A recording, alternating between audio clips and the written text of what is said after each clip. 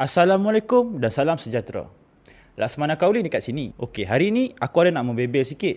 Aku harap sepanjang video ni hampa tak bosan lah kan. Video ni mungkin agak panjang, tapi aku janji kalau hampa yang jenis suka layan movie, lagi-lagi movie cinta, hampa mungkin akan faham kenapa aku bebel pasal ni. So, mungkin hampa akan kata aku ni cuma lah gamer yang suka bercerita pasal game. Sebelum aku buat konten pasal gaming, aku ni seorang movie buff. Aku memang gila kepada movie. Dan aku ada satu habit di mana setiap sebulan, aku akan pilih satu tema untuk aku marathon movie. Kadang-kadang tema dia horror, kadang-kadang tema action, kadang-kadang sci-fi, kadang-kadang movie klasik. Dan baru-baru ni, aku pilih untuk layan movie yang bertemakan percintaan. Movie cinta ni biasalah kan. Cerita pasal hero dan heroine. Pasal cinta sejati, cinta kepada soulmate, pasal ending happy ever after.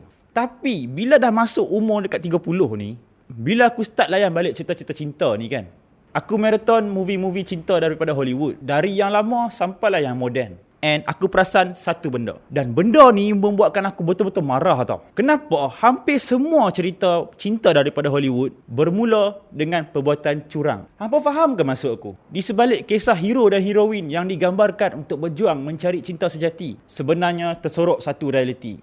Yang sebenarnya mereka ni red flag. Curang dengan partner sendiri atas alasan destiny. Curang atas alasan mencari soulmate. I met the right person at the wrong time. Serious weh, aku tengok cerita-cerita ni, aku rasa macam, aduh.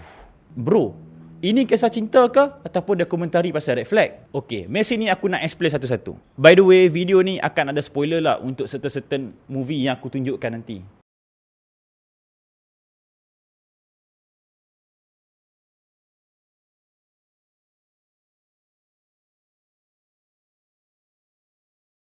Okay, first kali kita start dengan movie cult klasik. Kononnya the most romantic movie ever made. Titanic. Siapa yang tak pernah tengok Titanic kan? Movie ni pernah jadi satu fenomena pada satu ketika dahulu. You jump, I jump. Lagu dia sampai sekarang kalau kita dengar masih meremang. Titanic ni cerita pasal Jack dengan Rose. Satu masa dahulu, satu dunia anggap mereka ni adalah kisah yang paling romantik pernah wujud dalam layar sinema. Tapi kalau kita cabut spek fantasi kita dan kita tengok movie ni secara logik, hampa akan nampak betapa red flagnya si Rose. Rose ni pada permulaan movie dia dah bertunang tau. Ya, aku tahu orang akan kata, Kaulin, Rose ni bukannya nak apa dekat lelaki tu. Dia ni dipaksa oleh family dia. Okey lah, fine. Tapi hakikat dia, Rose ni dah nak berkahwin dengan seorang lelaki yang betul-betul sayang dekat dia. Lelaki yang stabil daripada segi keuangan. Lelaki yang sanggup bagi dekat dia permata yang paling berharga dalam dunia. Heart of the ocean. Sebab apa? Sebab dia betul-betul sayang dekat Rose. Tapi apa yang Hollywood buat? Skrip sengaja ditulis untuk buat Carl ni nampak macam membosankan. Controlling. Sedikit asshole supaya penonton justify perbuatan Rose. Sebab bila Rose ni curang, penonton akan kata, tak apalah, dia tak jumpa lagi cinta sejati. Rose ni pula baru je kenal Jack, dah lari sana sini, siap buat projek dalam kereta lagi. Aku masa tu be like, hello, tunang hang dalam kapal yang sama kot. Jack ni pula siapa? Jack ni dia cuma handsome, sweet and caring. Tapi realitinya dia tak ada apa pun. Dia naik kapal Titanic ni pun sebab dia menang poker. And yang paling aku tak boleh terima sekali, cerita ni diceritakan melalui flashback Rose yang dah tua. Rose ni dah bahagia. Rose ni pun dah tua. Dia dah ada suami, dah ada cucu, dah hidup senang lenang. Tapi dekat hujung-hujung nyawa dia, siapa yang dia ingat?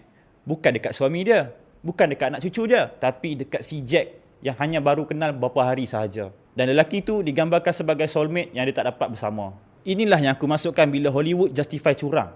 It's okay untuk curang asalkan hang curang dengan orang yang betul.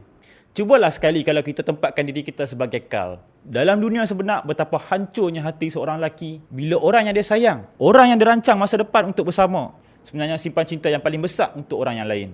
Kita move on kepada movie yang seterusnya. The Notebook.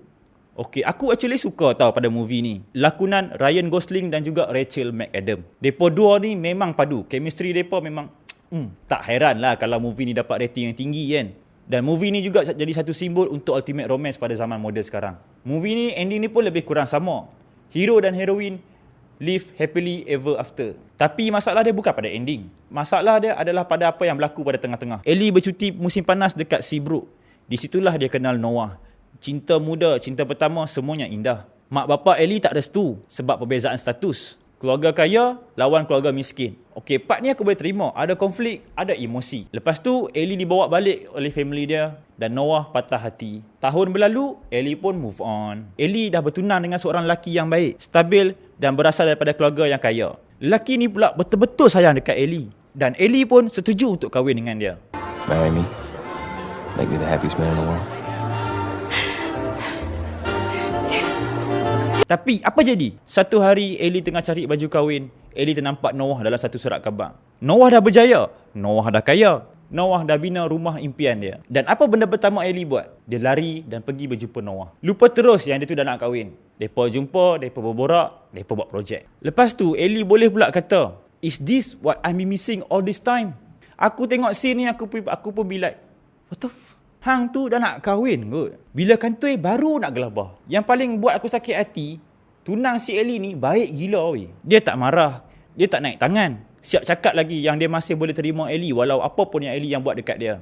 Dan apa yang Ellie buat? Dia tinggalkan tunang dia. Dia kembali kepada cinta lama dia. Bila hampa tengok dengan kacamata fantasi, hampa akan kata, oh, so sweet.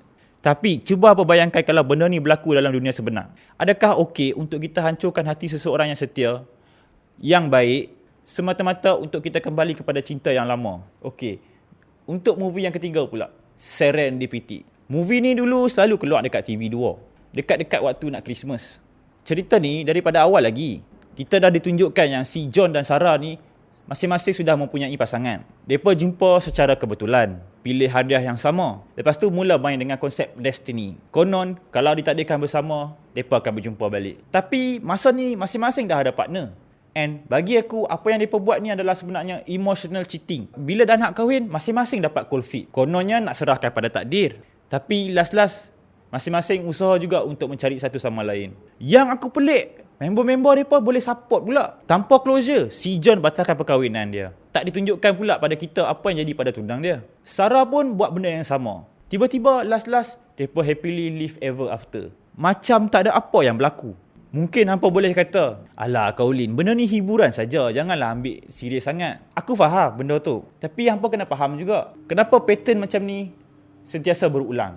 Bagi aku, benda ni berulang sebab ada demand. Dan bila kita dah ulang, tengok movie-movie yang normalize curang, emotional cheating dengan soulmate excuse, perlahan-lahan ia akan membentuk cara kita melihat cinta itu sendiri. Inilah yang dipanggil dengan soft power. Yang paling lawak sekali, kalau hampa fikir balik, 90% plot cerita ni tak akan berubah pun kalau masing-masing tu single. Tapi sebab nak tambah drama, nak tambah perasa, Hollywood pilih jalan senang, iaitu curang.